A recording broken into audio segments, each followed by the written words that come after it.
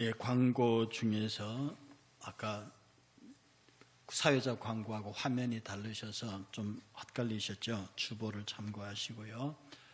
여러분, 주보 중에 바뀐 것이 있어서 말씀을 드립니다. 원래 협동 목사의 표인봉 목사님이 계셨는데요, 저하고 충분히 얘기를 해서 잠시 뺐습니다. 그러니까 홈페이지와 교회 요람에 빠졌는데 우리 표 목사님의 하는 일이 해결이 되면 다시 곧 올려놓을 테니까 이름 없다고 갑자기 표 목사님한테 전화해서 왜 빠졌어 이렇게 묻지 마세요. 제가 충분히 내용을 알고 있고 장로님들에게 양해를 구한 것이니까 여러분들이 그 염려하지 말으시고 일이 회복되는 대로 그렇게 다시 올려놓겠고요. 그 다음에 그 협동 장로의 박민수 장로님 성함이 올라와 있습니다. 일부 예배 마치고 가셨는데요. 1년 전에 다른 교회에서 임명 오셔서 1년 동안 참모범적으로 좋은 신앙생활 저희들에게 본을 보이셨습니다. 일단 교회에다 협동 장로로 올리고요. 교회의 절차를 따라서 때가 되면 심호하실 수 있도록 그렇게 할 테니 여러분들이 더 많이 기도해 주시기를 바랍니다. 벌써 새해가 시작됐지요. 시작됐고 3일이 지났는데 여러분 혹시 연초 계획에 작심삼일 되지 않으셨습니까? 전 벌써 작심삼일 됐습니다. 제가 시작할 때 하루에 1시간 이상 운동하고 역기를 100개 이상 들겠다 했다가 100개 이상 들었거든요. 첫날. 지금은 제가 손도 못 들겠습니다. 안 하던 운동을 갑자기 해갖고요. 그래서 다시 이제 회복되는 대로 다시 지킬 건데, 여러분들도 새해 무슨 약속을 하셨는지 모르겠지만 스스로에게 한 약속을 잘 지키셔서 무엇보다 신앙 지키시고 건강 지키시고 여러분의 주변에 사랑하는 사람들에게 좋은 사람으로 남고 지키는 복 있는 여러분 되시기를 주의 이름으로 축복합니다. 오늘 본문의 말씀은 제가 올 1년 동안 저와 여러분들이 상고하면서 이 말씀을 실천하고 실현해 가기 위해서 드린 말씀입니다. 예배 회복과 경건한 거룩한 위로. 이 땅에 우리 교회가 무너져버린 예배를 다시 회복하고, 그리고 우리 주변의 사람들을, 특히 코로나 바이러스 때문에 힘들어하는 이 땅의 사람들을 교회가 위로할 수 있는 진정한 위로의 교회가 되기를 위해서 회복과 위로를 우리 새해에 표로 만들었습니다. 그러니 여러분의 삶 속에서도 점차 예배를 포함해서 여러분의 삶이 축복의 삶으로 회복되기를 원하고요. 또 우리 교회를 통해서 주변의 많은 사람들이 진정한 위로를 받기를 또 다시 한번 주의 이름으로 축복합니다. 사실은 작년 1년이 우리 코로나 바이러스 때문에 예배를 제대로 드리지 못했습니다. 물론 서운하고 마음이 힘든 시간들이었지만 돌이켜보면 우리의 예배가 얼마나 소중한지, 그리고 이 예배를 빼앗기면 어떻게 되는지 그냥 막연히 말로만 듣고 있다가 이스라엘 백성들이 하나님의 말씀대로 살지 못해서 바벨론의 침공을 받고 완전히 자기들의 조국이 초토화되면서 그 백성들이 전부 다 이집트로 끌려가서 이집트의 어느 강변에다, 그 강변에 핀 버드나무에다가 그들이 그렇게 즐겨하던 수금과 비파를 걸어놓고, 그리고 마음으로 탄식하고 있는데 그 바벨론 사람들이 와서, 야, 우리 앞에서 너희들 찬송가 한번 불러봐라. 우리 앞에서 너희 여호와 앞에 찬양하던 그거 한번 불러봐라. 그렇게 조롱하는 것을 보고 옆에 수금과 비파를 걸어놓고 그 강변에서 통곡하고 울었던 그런 아픔을 그냥 말로만 듣다가, 우리도 이렇게 지금 20명 이 자리에 앉아서 예배드리고 또 집에서 영상으로 예배드리는 이 기막힌 현실을 경험하면서 우리가 예배를 소중히 여기지 아니하면 이러다가 정말 예배를 빼앗길 날도 올 수 있겠다. 지금 북녘 땅은 예배를 빼앗긴 땅입니다. 지금 이 지구상에 예배를 빼앗긴 나라가 너무나 많습니다. 지하에서 숨어서 이름 없이 숨죽여 예배하는 곳이 이 땅에는 너무도 많습니다. 그러나 우리가 지금은 이런 경험들을 통해서 우리의 예배가 다시는 하나님의 손에 의해서 빼앗기지 않도록 하나님의 손에 의해서 빼앗기지 않도록, 세상이 우리의 것을 빼앗으려고 하면 그것과 하나님이 우리의 것을 빼앗는 것은, 하나님이 우리로 하여금 더 이상 예배하지 못하게 하는 것은, 그건 정말로 고통스러운 결과를 가져옵니다. 그래서 저는 원래 2021년을 시작하면서 무엇보다도 우리가 하나님 앞에서 예배를 회복하는 계절, 예배를 회복하는, 정말로 진심으로 사랑하는 우리의 하나님을 향한 예배가 살아나는 그런 교회가 먼저 되어야 하나님 앞에 복 있는 백성이 되겠다고 생각합니다. 여러분, 딱 쉽게 말해서 복 받고 싶으시죠? 정말로 쉽게 말해서 하나님의 축복의 사람이 되기를 원하죠. 성경 66은 전체를 통틀어서요, 하나님은 예배의 제단이 아니고는 축복하신 적이 없습니다. 예배의 사람, 하나님 앞에 진실로 말씀대로 살려고 하는 예배의 제단을 제외하고 하나님은 달리 그를 축복하신 적이 없습니다. 정말 우리가, 여러분이 그토록 원하시는 영육 간의 강건한 축복을 위해서, 물질의 풍성함을 위해서, 우리가 사람들로 해서 고난당하지 않고 은혜의 삶을 누리기 위해서 이 모든 축복의 유일한 통로는 하나님께 예배하는 데 있다는 겁니다. 하나님께서 왜 우리를 왜 우리에게 복을 주십니까? 왜 하나님은 우리에게 축복하십니까? 이유는 단 하나밖에 없습니다. 우리가 예배할 수 있도록. 왜 예배를 그토록 원하십니까? 하나님이 우리를 창조하신 목적이 예배이기 때문입니다. 하나님이 우리를 창조하신 목적이 예배고, 우리가 예배의 자로 나아갈 수 있도록 하시는 것이 하나님의 일입니다. 우리가 예배의 자로 나아갈 수 있게 하심, 그것이 하나님의 축복입니다. 예배로 나아가기 위해서 건강해야 되고, 예배로 나아가기 위해서 우리의 삶이 건전해야 되고, 예배로 나아가기 위해서 우리가 건강해야 합니다. 이 모든 것들이 하나님과 예배와 연결되어 있다는 것입니다. 저는 이 말씀을 생각하면서 하나의 예를 곰곰이 생각했습니다. 이것을 어떻게 설명할 수 있을까? 어떤 남녀가 정말로 사랑했습니다. 정말 이 사람밖에 없다고 해서 결혼을 했습니다. 둘은 정말 사이가 좋았고요, 둘은 정말 다정했습니다.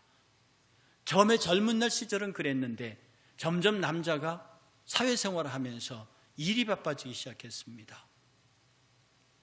다른 게 있는 게 아니라 정말 일이 바빴습니다. 그래서 회사에 새벽에 출근해서 저녁 늦게 퇴근합니다. 맡은 일에 목숨을 겁니다. 잘 해냅니다. 사람들의 인정을 받습니다. 승진합니다. 그야말로 출세가도를 달립니다. 그리고 월급도 많이 받습니다. 그런데 자기 아내와 같이 있어줄 시간이 없습니다. 이제 막 신혼 초에는 정말 많은 시간을 같이 지내면서 대화도 많았고 서로의 많은 시간을 보낼 수 있었는데, 시간이 점점 가면 갈수록 그럴 기회가 없어져 버렸습니다. 남편은 미안한 마음이 들었습니다. 아내를 사랑합니다. 미안합니다. 그래서 많은 물질을 그에게 줍니다. 월급을 줍니다. 그리고 여러 가지 모양으로 자기의 능력과 할 수 있는 대로 아내의 지갑을 채워줍니다. 그리고 생각합니다. 내가 아내를 사랑한다. 그러나 내가 지금 바쁘다. 내가 지금 너무 일이 많다. 지금 기반을 잡아야 된다. 지금 일을 마무리 짓지 못하면 멀리는 내 노후가, 가까이는 내 인생의 문제가 생긴다. 아내를 사랑합니다. 그러면서도 아내에게 미안한 마음을 가지면서 내가 채워줄 수 있는 것은 이 물질밖에 없다고 풍성하게 그 물질을 줍니다. 서운해하던 아내도 어느 순간부터는 그냥 그러려니 합니다. 그리고 그냥 대충대충 자기의 삶을 그냥 덤벙덤벙 엮어갑니다. 여러분, 드라마나 영화에서 이런 거 보지 않으셨습니까? 부모는 너무 잘났습니다. 부모는 너무 세상적으로 출세해서 모자란 게 없는 사람입니다. 그런데 시간이 없습니다. 자식을 돌봐주지를 못합니다. 그래서 자식에게 남들보다는 10배, 100배의 용돈을 줍니다. 그리고 부모의 역할을 다 했다고 생각하는 사람들이 있습니다. 그 자식이 온전한 자녀의 삶을 살 수 있을까요? 그 자식이 과연 그 부모의 사랑 대신에 넉넉한 용돈으로 그의 인생이 바르게 자라날 수 있을까요? 앞서 말해서 남편은 아내를 사랑합니다. 진심으로 그것도 미안합니다. 그래서 자기의 최선을 다하는 것이 물질로 그를 채워주는 것이었습니다. 그런데 결과는 두 사람 사이에는 부부라는 껍데기만 남아있는 겁니다. 제가 이 말씀을 왜 드린가 하면, 오늘날 이스라엘 백성들, 오라 우리가 여호와께로 돌아가자, 그 말을 할 수밖에 없는 이스라엘의 상태가 바로 이것과 너무 똑같기 때문입니다.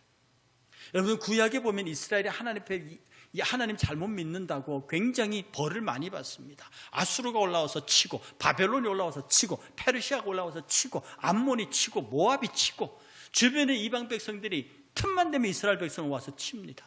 그때마다 이스라엘 백성들은 여지없이 얻어맞습니다. 왜 그렇게 하나님이 그 백성들을 치셨을까요? 왜 그렇게 하나님이 이스라엘 백성들을 치셨을까요? 이유는 딱 하나밖에 없습니다. 이스라엘이 하나님을 사랑하지 않은 게 아닙니다. 이스라엘이 하나님께 예배하지 않는 게 아닙니다. 이스라엘이 하나님의 율법을 소홀히 여긴 사람들이 아닙니다. 그런데 말입니다, 자기들이 광야를 다닐 때는, 40년 동안 광야를 다닐 때는요, 불기둥 구름기둥으로 반석으로 거칠게, 그 성막도 굉장히 거칩니다. 물개가죽으로 만들었거든요. 그러나 하나님만 믿고 왔는데 적과 꾸려는 가나안 땅에 들어와 보니까 막 이방인의 다곤의 신상이 아주 멋있게 서 있고, 신전도 기가 막히게 좋습니다. 그들의 제사는 화려합니다. 장엄합니다. 중후합니다. 그런데 여호와에 대한 제사는요, 굉장히 거칠어요. 예수님 그 자리 보는 자리에서 양의 목을 자르고 그렇게 해서 아주 거칠게 피를 뿌려 제사를 드립니다.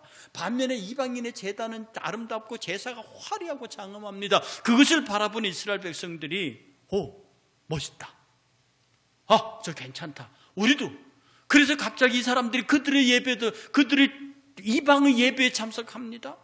그리고 이방에게 제사 드리는 그런 방법으로 자기 여호와도 제사합니다. 이스라엘 백성이 하나님을 싫어한 게 아니라고요. 하나님을 싫어하는 게 아니라 이방신도 좋아진 겁니다. 하나님 다 당신 싫어하지 않아요. 이방신도 좋아요. 이방신의 제사법이 너무너무 멋있고 화려합니다. 우리도 그렇게 예배할게요. 그래서 이방신들 예배하는 방법으로 여호와를 예배합니다. 이것이 하나님을 진노케 했습니다. 이것이 하나님을 분통 터지게 한 겁니다. 내 이름을 망령되이 일컫지 말라. 내 앞에 다른 신을 두지 말라. 나를 닮은 어떤 형상이든지 만들지 말라. 그렇게 얘기를 했건만 이스라엘 백성은 하나님도 사랑하고 다른 주변의 이방인들의 신도 사랑했습니다.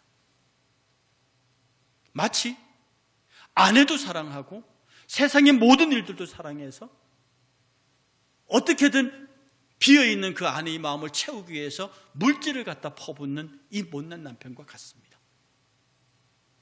하나님을 사랑한다고 하면서도 그 사랑하는 방법이 하나님을 원하는 방법대로 아니라 자기가 얻어진 자기의 방법대로 하나님을 채운 것입니다.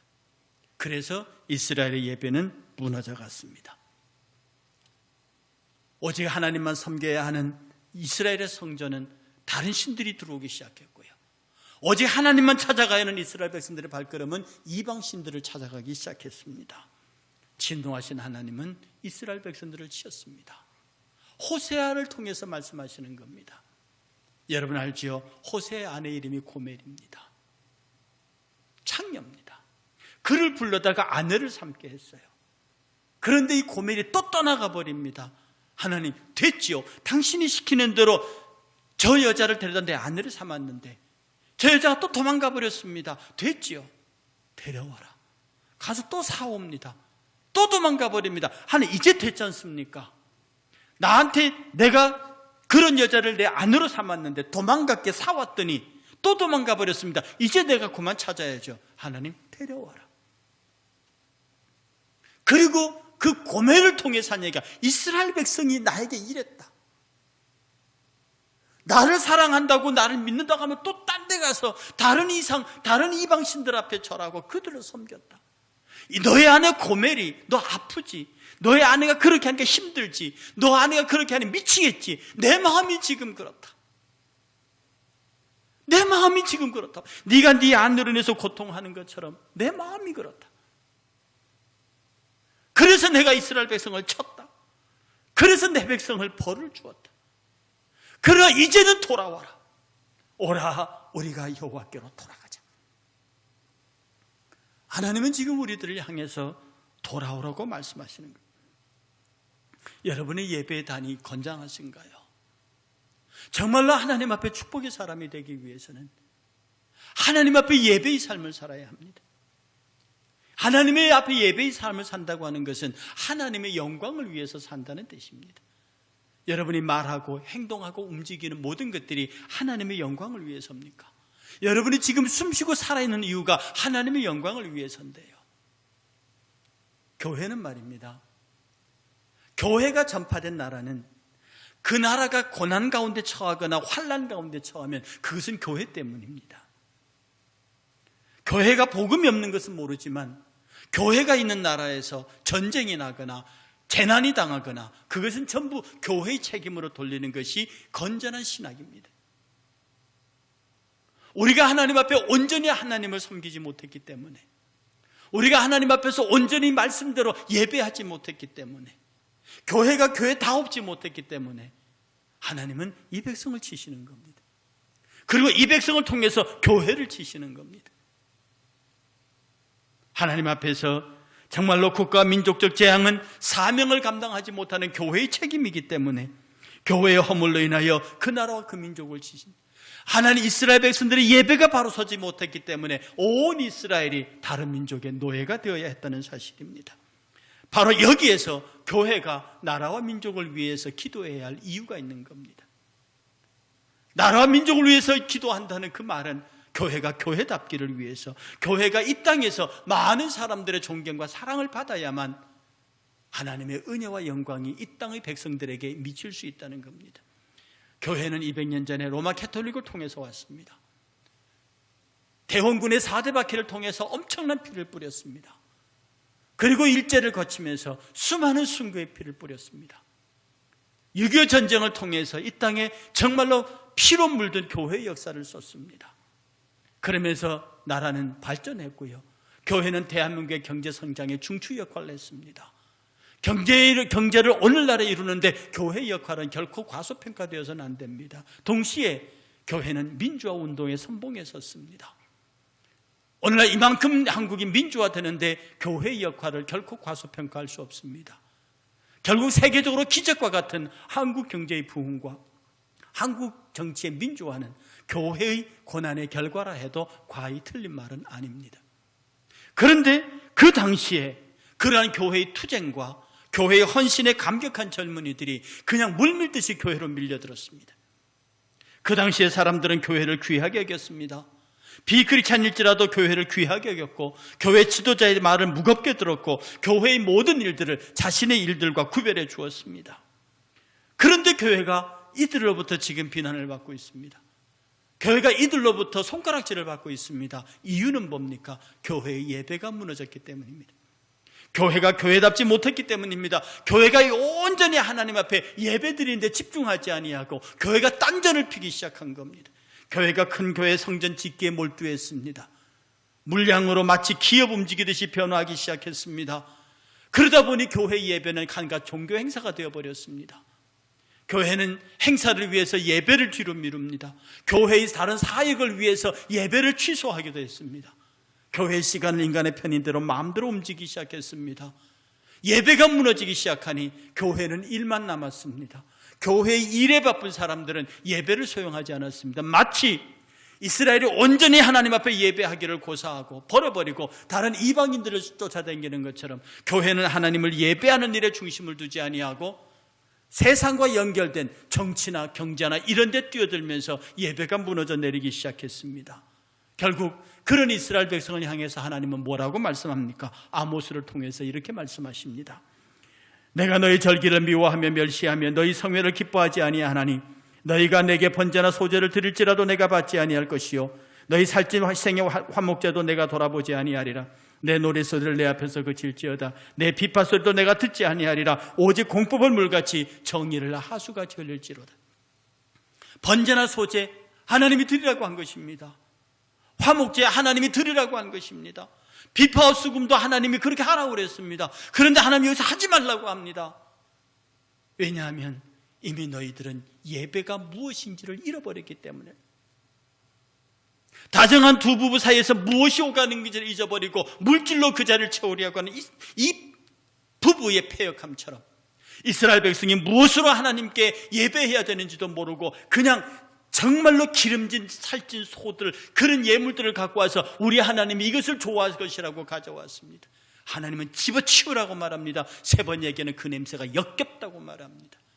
오직 공법을 물같이 정의를 하수같이 하라. 공법이 뭡니까? 하나님의 율법, 하나님의 말씀을 온전히 바로 세우라는 뜻입니다. 예배를 바로 세우라는 뜻입니다. 정의를 하수같이 일지니라. 이 바로 서는 공법 아래 서 있는 모든 백성들의 예배가 모든 사람들의 평화의 공동체가 되게 하라는 뜻입니다. 종합해서 말하면 너희들의 율법을 회복하고 말씀을 회복해서 제발 이스라엘 백성의 고유한 정체성을 회복하라는 얘기입니다. 이스라엘 백성들은 그렇게 무너져 갔습니다. 이스라엘의 실패는 예배의 실패였습니다. 그들은 화려하고 웅장한 이방인의 예배에 빠져들었습니다. 그 예배의 매력에 빠져버렸습니다. 이방인의 방식으로 번제와 소제를 드렸습니다. 이방의 방식으로 살찐 손으로 화목제를 드렸습니다. 예, 하나님께서는 이것을 내게서 집어치우라고 하신 겁니다. 그래서 이스라엘 백성은 하나님을 잃어버렸고 모든 선지자들이 죽임을 당했습니다. 엘리야 시절이 이렇습니다. 여러분이 아시는 대로 엘리야가 갈멜산 꼭대기에서 바알과 아세라 선지자 850대 1의 싸움을 합니다. 그들의 선지자는 850명입니다. 엘리야는 혼자입니다. 엘리야 차례가 왔을 때 엘리야가 한 말은 이것이었습니다. 모든 이스라엘 백성들을 가까이 오라. 그들이 가까이 오매 그는 이렇게 말합니다. 너희가 강저편에서 지금 이 땅에서 있는 이 사람들이 섬기는 그런 신을 섬기면 섬겨라. 여호수아의 전통을 따라서 나는 오직 하나님 여호와를 섬기겠다고 고백합니다. 그리고 그 이스라엘 백성들을 불러 모아서 이렇게 말합니다. 엘리야가 모든 백성을 향하여 이르되 내게로 가까이 오라. 백성들이 다 그에게 가까이 가매 그가 무너진 여호와의 제단을 수축하되, 그가 무너진 여호와의 제단을 수축합니다. 야곱의 아들들의 지파의 수요를 따라 엘리야가 돌 12개를 취하니 이 야곱은 옛적에 여호와의 말씀이 임하여 이르시기를 내 이름을 이스라엘이라 하신 자더라. 그가 여호와의 이름을 의지하여 그 돌로 제단을 쌓고 제단을 돌아가며 곡식종자 2-3알을 둘 만한 토랑을 만들고 또 나무를 벌리고 송아지에 각을 떠서 나무 위에 놓고 이르되 통렛에 물을 채워다가 번제물과 그 나무 위에 부으라고 또 이르되 다시 그리하라야 다시 그리하니 또 이르되 3번 그리하라야 3번을 그리하니 물이 제단을 두루 흐르고 도랑에도 물이 가득 찼더라. 이스라엘 백성을 향해서요, 그 위대한 선지자 엘리야가 한 것은 그 이스라엘 백성들을 불러 모으고 그들 앞에서 더 이상 말하지 않습니다. 무언으로 무너진 여호와의 제단을 수축합니다. 12개의 돌을 취하여서 단을 만듭니다. 이것은 야곱이라는 이름을 이스라엘로 바꿔준 야곱이 돌 12개를 취하여 제단을 만든 것과 똑같습니다. 그 제단이 언제 무너졌습니까? 이 아합과 이세벨 시대에 와서 완전히 다 폐허되어 버린 이스라엘 종교 누가 만들었습니까? 이스라엘 백성들이 하나님과 이방신을 겸하여 섬기는 예배를 무너뜨리는 하나님의 법을 무너뜨리는 데서 이스라엘 종교는 완전히 무너져 버렸습니다. 지금 엘리야는 그것을 얘기하고 있는 겁니다. 무너진 여호와의 제단을 수축하고 우리 교회가 무너진 우리의 예배의 제단을 수축하기를 원합니다. 저는 우리 교회의 새벽 기도가 살아나기를 원합니다. 주일 예배와 주일 저녁 경건회와 수요 기도회와 금요 기도회와 새벽 기도가 하나님 앞에서 살아나기를 원합니다. 그러면 이 교회가 그 예배를 살아나면 여러분의 생활의 예배가 살아납니다. 여러분이 아침에 일어날 때 일어나서 조용하게 기도하는 그 기도로부터 여러분의 예배는 살아납니다. 여러분이 누구를 만나든지 무엇을 하든지 그 만남을 통해서 예배가 됩니다. 예배의 목적이 하나님께 영광이니까요. 여러분이 하는 일을 통해서 하나님께 영광을 돌립니다. 여러분이 만나는 사람을 통해서 하나님께 영광을 돌립니다. 계속 우리는 영광의 제단 위에 물을 붓습니다. 물 붓는 것은 무엇입니까? 이스라엘 백성이 광야를 순례할 때 광야에서 그들이 제단을 쌓고 그 위에 물을 부었습니다. 자연 발화가 되지 않는다는 거지요. 하나님이 태우시지 않으면 불타지 않는 제단입니다. 그때의 제단을 생각하면서 엘리야는 여호와의 제단을 수축해놓고 그 위에 물을 부었습니다. 우리는 삶을 통해서 하나님 앞에 끊임없이 예배합니다. 그리고 예배하면서 끝없이 우리의 삶 속에 성령의 물을 붓습니다. 그것은 기름이 되어서 불탈 것입니다. 끝없이 예배하면서 끝없이 하나님 앞으로 나아갑니다. 바로 그 예배의 제단의 결과가 어떠합니까? 엘리야가 그렇게 소리칩니다. 여호와 하나님이여, 내가 하나님의 종임과 내가 행한 이 모든 것들이 하나님의 당신의 말씀대로 하는 것과 오늘날 이 백성들이 여호와 하나님이심을 알게 하옵소서라고 소리 지릅니다.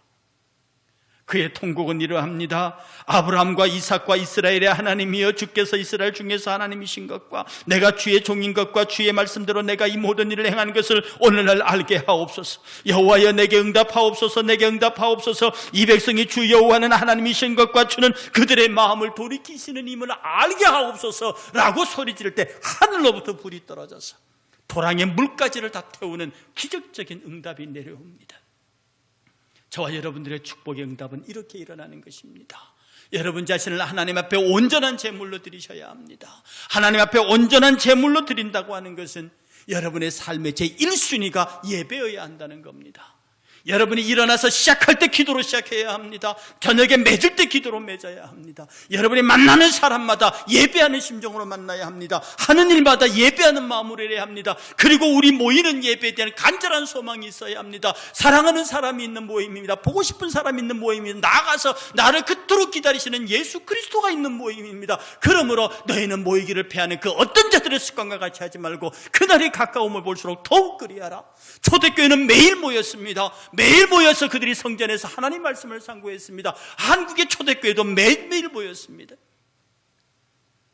예배를 사랑하고 내가 여기에 모여서 예배하고 흩어져서 예배하고 예배의 주목 자체가 하나님께 영광을 돌리는 것이니 내 삶의 모든 것을 통해서 하나님께 영광을 돌리겠다. 이것으로 생각이 가득 차고 이것으로 여러분의 모든 것이 집중되어야 하는 것입니다. 그러므로 우리가 이렇게 모여 사는 예배의 결과는 여러분의 삶에서 나타납니다. 여러분, 예배드리다 고난당할 수 있습니다. 예배드리다가 시부모나 어른들로부터 얻어맞을 수도 있습니다. 그럴 수 있습니다. 그러나 그것이 하나님께는 영광임을 아셔야 합니다. 얼마 전에 제 친구들과 대화한 적이 있었습니다. 저희 학번이 7879 학번들입니다. 그야말로 민주화 시대의 중앙을 거쳐온 세대들입니다. 박정희 독재 정권과 그리고 군사 독재 정권 시절을 제대로 겪어온 사람입니다. 그들의 공간은 따로 평가해야 하지만 분명히 정치적으로는 탄압시대였습니다. 그때 웬만한 대학생들은 다 돌 던졌습니다. 지금 이 시대의 사람들이 성공한 민주주의, 그 성공한 민주화의 중심에 있었던 그들을 칭찬합니다. 그런데 제 친구 하나가 조금 젊었을 때 민주화운동이 막 부과되면서 그때 대학생들을 칭찬하는 다큐멘터리가 나왔답니다. 그래 아들이 이렇게 쳐다보더니 저 때가 아빠 때지 그러더래요. 그때 우리 때였어. 근데 아빠는 뭐 했어? 그 말에 이 친구가 가슴이 쿵 내려앉으면서 왜 자기는 아무것도 안 했대요. 아빠, 아빠도 그때 같이 있었지 이러고 얼버무려 넘겼대요. 너무너무 부끄러웠답니다. 아빠 친구들은 저렇게 민주화를 위해 섰는데 아빠는 뭐 했어? 부끄러웠답니다. 여러분, 이 코로나 사태가 다 끝나고요, 우리가 정상적으로 예배가 회복해서 오늘을 이야기할 때 훗날에 우리의 후손들이 그때 당신들은 뭐 했느냐고 물을 때 우리가 할 이야기는 있어야 하지 않겠습니까? 우리가 어떻게 예배를 지켜왔으며, 예배할 때 가끔 주변에서 신고가 들어와서 경찰이 왔다 갔다고 합니다. 상관없습니다. 우리는 우리의 예배를 지키고 훗날에 우리가 할 얘기가 있습니다. 우리는 우리의 예배를 지키기 위해서 하나님과 사람 앞에서 양심적으로 신앙적으로 최선을 다했노라. 우리가 고난의 시기를 겪을 때마다 우리의 후손들에게 장차 우리의 신앙에 대해서 무엇라고 말할 수 있을까? 여호와는 지금도 우리에게 말합니다. 돌아오라. 내가 너희들을 찾다. 오늘 한국교회를 말해서 이 코로나바이러스를 통해 사시는 말씀인지도 모릅니다. 내가 이것으로 너희를 쳤다. 한국교회야. 이 한국민이 이 고난당하는 것은, 세계가 이런 고난을 당하는 것은 한국의 교회가 크리스찬이, 세계의 교회가 크리스찬이 예배를 무너뜨리기 때문이다. 예수도 좋아하고 세상도 좋아하고 신앙도 좋아하고 물질도 좋아하고 이 두 개를 겸하여 섬기는 마치 고멜과 같은 모습으로 했으니 내가 너희들을 칠 수밖에 없었다. 그러나 이제 됐다. 오라, 우리가 여호와께로 돌아가자. 그가 우리를 찢으셨으나 싸매주시고 그가 우리를 치셨으나 우리를 복려주실 것입니다. 오늘도 우리는 이 말씀 앞에 서서요, 우리가 하나님 앞에 어떻게 서야 하는지, 그리고 저와 여러분들의 예배가 무너져 있는지 무너져 있지 않는지, 여러분의 가정재단 회복하시기를 축복합니다. 여러분의 개인의 기도재단 회복하시기를 축복합니다. 여러분의 신앙의 재단 회복하시기를 축복합니다. 우리 주일 예배와 수요 예배와 금요 기도회와 새벽 기도가 살아나기를 축복합니다.